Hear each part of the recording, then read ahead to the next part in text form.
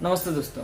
तो अगर आप पीएम किसान सम्मान निधि योजना के तहत आप सालाना 6,000 रुपये के लाभ ले रहे हैं तो आप लोग फटाफट जान लीजिए और कौन कौन व्यक्ति इसके फायदा नहीं ले पाएंगे और जो व्यक्ति इस योजना के तहत गलत जानकारी दी है और उसको भी कानूनी कार्रवाई की जाएगी। तो इसके बारे में पूरा जानकारी जानने के लिए वीडियो को अंत तक बना रहे। नीचे दिया हुआ लाल बटन को दबा दो, घंटी के बटन को ऑल कर दीजिए, वीडियो को एक लाइक कर दीजिए। चलिए फटाफट जान लेते हैं। पीएम किसान सम्मान निधि योजना के वेरिफिकेशन के दौरान असम में 9 लाख अपात्र लाभार्थी पाए गए हैं। इसके अलावा तमिलनाडु के कुड्डालोर जिले में 38,000 से ज़्यादा ऐसे लोग मिले हैं जो योजना का लाभ उठाने की पात्रता नहीं रखते। असम के कृषि मंत्री अतुल बोरा ने राज्य विधानसभा में बताया है कि सर्वे में 9 लाख से ज़्यादा ऐसे लोग मिले हैं जो बिना पात्रता के ही पीएम किसान सम्मान निधि स्कीम का लाभ ले रहे थे। इस साल के मई में ही ऐसे 9,39,146 किसानों की किस्तों की केंद्रीय कृषि मंत्रालय ने रोक दिया था और इस पर असम सरकार रिपोर्ट मांगते हुए फ्रॉड की आशंका जताई थी। यही नहीं, केंद्रीय मंत्रालय ने कहा था कि ऐसे मामलों की जांच की जानी चाहिए।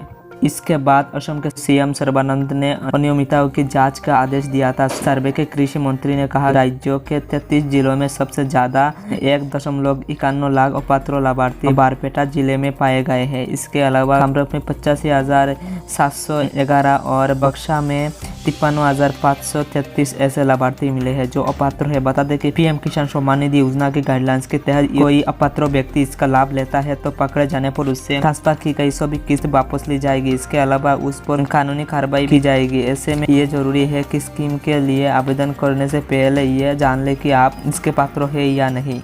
खेती अपने नाम पर होना जरूरी है। यदि कोई किसान खेती करता है, खेत उसके नाम ना होकर उसके पिता या दादा के नाम हो तो 6,000 रुपये सालाना का लाभ नहीं मिलेगा। वो जमीन किसान के नाम होनी चाहिए। इसी तरह दूसरे किसान से बटाई पर जमीन लेकर खेती करने वालों को भी इसका बेनिफिट नहीं मिल सकता। अगर कोई किसान या उसके परिवार का कोई सदस्य संवैधानिक पद पर है तो उसे लाभ नहीं मिलेगा। राज्यों केंद्र सरकार के साथ साथ कर्मचारी होने पर भी योजना के लाभ के दायरे में नहीं आएंगे। हालांकि चतुर्थ श्रेणी के सरकारी कर्मचारी होने पर आप इस स्कीम का लाभ उठा सकते हैं। इसके अलावा डॉक्टर, इंजीनियर, सीए, आर्किटेक्ट्स और वकील जैसे पेशेवर लोग भी इस स्कीम का लाभ नहीं ले सकते, भले ही उनके नाम पर खेती हो या खुद खेती करते भी हो।